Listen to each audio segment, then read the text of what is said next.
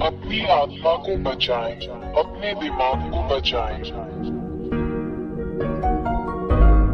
अपनी आत्मा को बचाएं, अपने दिमाग को बचाएं। अपनी आत्मा को बचाएं, अपने दिमाग को बचाएं। अपनी आत्मा को बचाएं, अपने दिमाग को बचाएं। नमस्ते, ये एलिया है जो आपके साथ हैं। मैं आपको महान सच्चे ईश्वर याह और याहोशुआ के नाम पर सलाम करता हूँ। 2, मैं तुम्हें सिखाता हूँ कि सच्चा ईश्वर पापियों को पसंद नहीं करता और पापी नरक में अनंत आग में जाएंगे। 3, यदि तुम अब भी पापी बने रहोगे तो नरक में जाओगे। 4, पापियों का क्या मतलब है?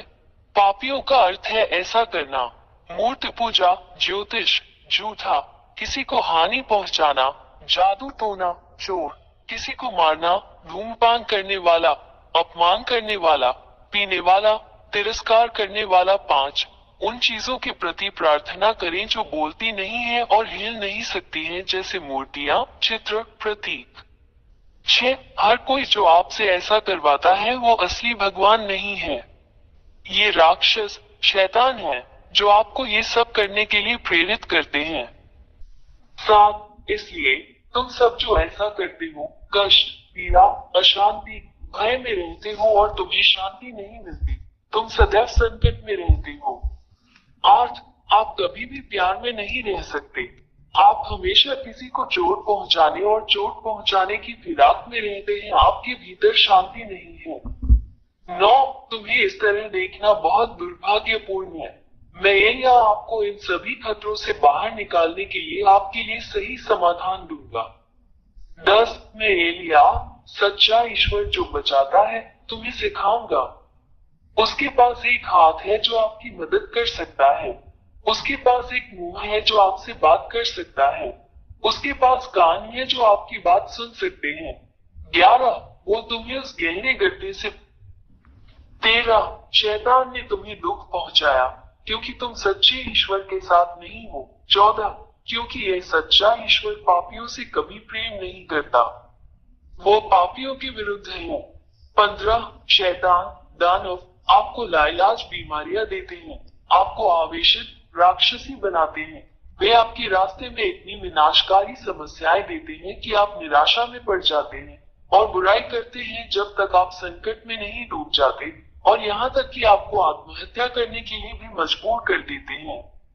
16, ये उस दुष्ट शैतान की योजना और हमला है जो हर दिन, हर मिनट आपका पीछा कर रहा है।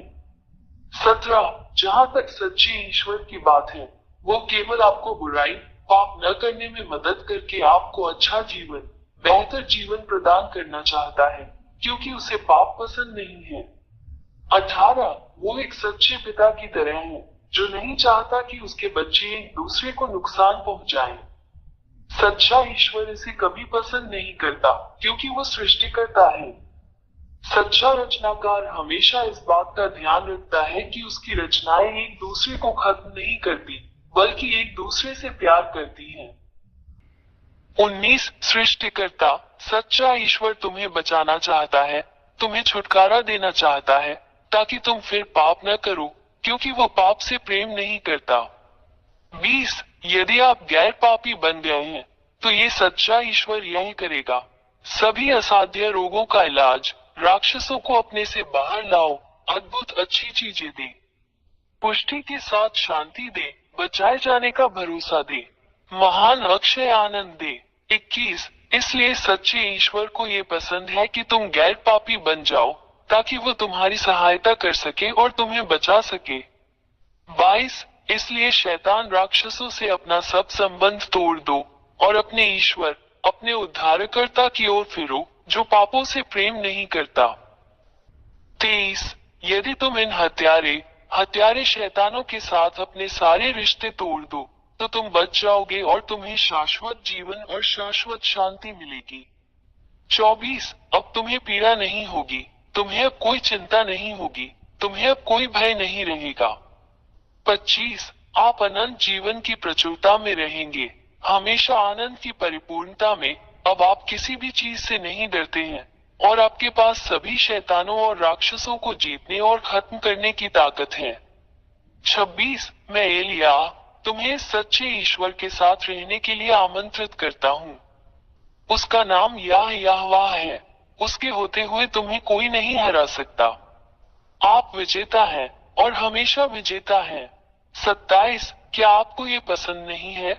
28 यदि आप इस सच्चे ईश्वर के साथ रहने का निर्णय लेते हैं तो मैं आपको सिखाऊंगा कि आपको क्या करना चाहिए। 29 सबसे पहले मैं तुम्हें इस सच्चे ईश्वर का ज्ञान कराऊंगा। वो इब्राहिम का परमेश्वर, इसराइलियों का परमेश्वर है। 30 परंतु जब इसराइलियों ने उसके नियमों का उल्लंघन किया तब सच्चे ईश्वर याहवेह ने उन्हें छोड़ दिया। 31 और इजरायली आज तक उसके शाप से पीड़ित हैं। 32 यही कारण है कि यह महान ईश्वर अन्य राष्ट्रों की ओर मुड़ता है और तुम्हें बचाना चाहता है। आज आपके लिए मोक्ष है, मोक्ष ले लो। भगवान यहोवा आप तक पहुंचते हैं, उसका भी हाथ थाम लो।